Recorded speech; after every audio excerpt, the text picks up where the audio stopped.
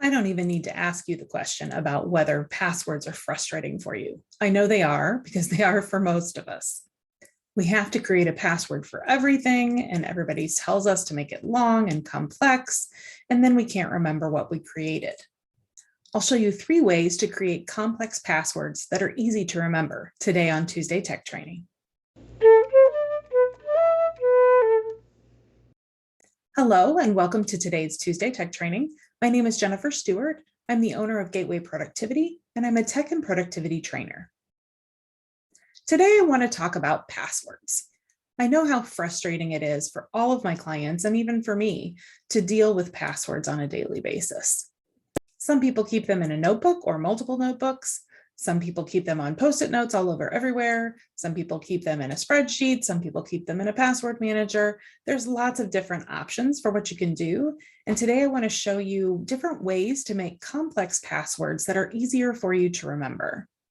It is also very important to make sure you do get them written down somewhere, wherever that is for you. But it makes it a little easier if it's something that you recognize in the first place. The different ideas that I'll teach you today on creating complex passwords are, first of all, replacing letters with symbols or numbers. Second, we'll talk about using first letters of a sentence to create a password. And lastly, we'll talk about using a full sentence. First, let's talk about replacing letters with symbols or numbers. First, take your easy password, something that you use all the time, and replace certain letters with those numbers or symbols. A lot of people use an I for 1, a star for E, an at for A. There's all different types of options you can create. Pick things that resonate with you. Then throw in some numbers that aren't easily traced to you. Some examples of this would be a graduation year, anniversary date, number of children you have, really any number that isn't your birth date, your address, your phone number, things like that that are easily traced to you. Lastly, end the password with a significant symbol. You'll have symbols throughout if you've replaced some letters with symbols, but put a symbol at the end that also resonates with you. The pound sign is good, at sign works for some people, exclamation, or the dollar sign. Any of those should work. The more variety you can include in your password, the better it will be.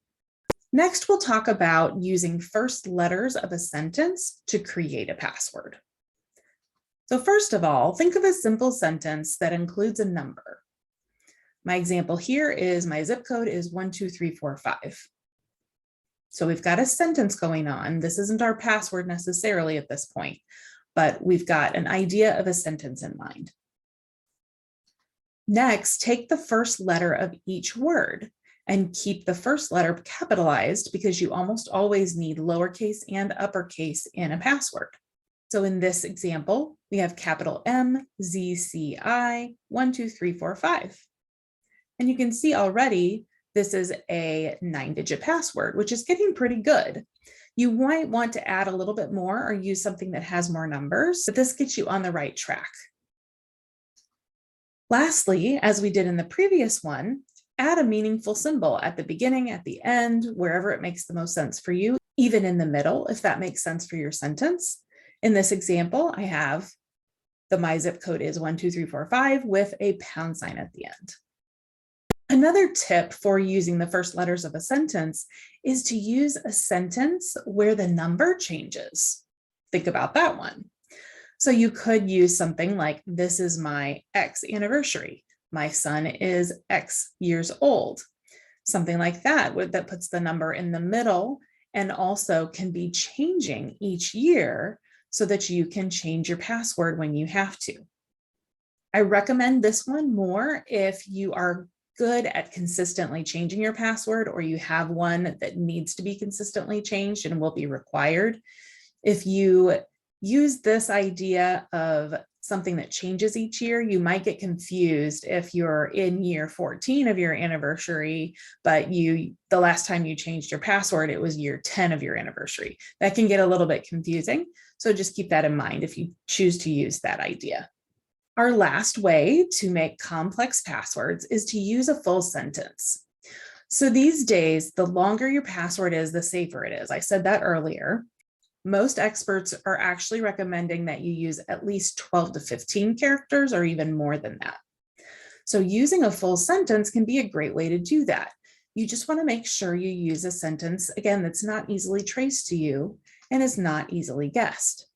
In this example, I love pecan pie or pecan pie, depending on where you live. However, we can't stop with the simple sentence. We have to add some numbers and at least one symbol because most programs will require that you have those things in your password. So let's pump this up a little bit.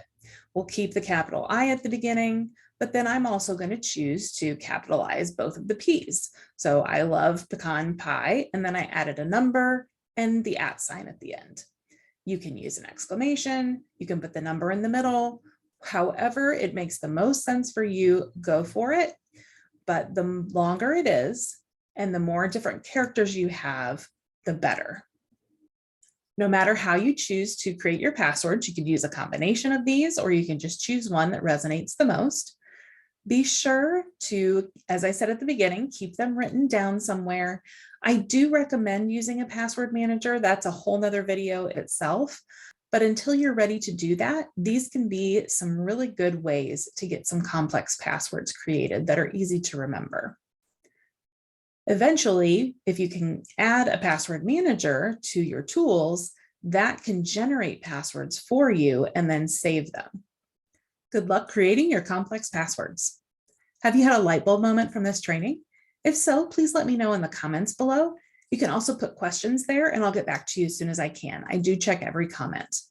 You can also give the video a thumbs up, or you could share it with someone you think could benefit from the information.